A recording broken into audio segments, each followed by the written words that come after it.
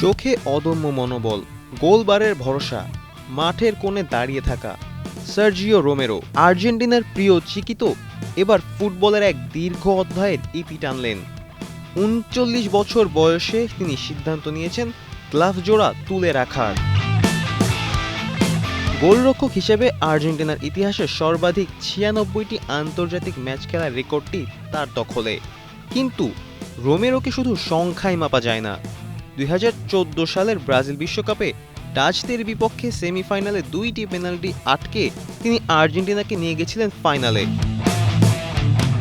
ফলের নির্যাস ও দুধের সমন্বয়ে পোলার টর্নেডো গ্রিন অ্যাপল আইসক্রিম। মন ভালো থাক।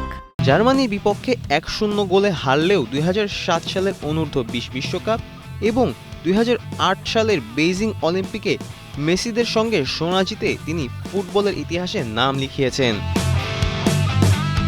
ইউরোপেও রোমেরোর পদচিহ্ন স্পষ্ট। নেদারল্যান্ডসের এজেড আলকমার থেকে শুরু করে সাম্পদোরিয়া, মোনাকো এবং ম্যানচেস্টার ইউনাইটেডে ব্যাকআপ গোলরক্ষক হলেও ২০১৭ সালের ইউরোপা লিগ জয় তার অবদানে ভরা। শেষে ফিরে এসে স্বদেশে আর্জেন্টিনোস জুনিয়র্সের জার্সিতে কোপা আর্জেন্টিনা খেলে বিদায় নেন এই ফুটবলার।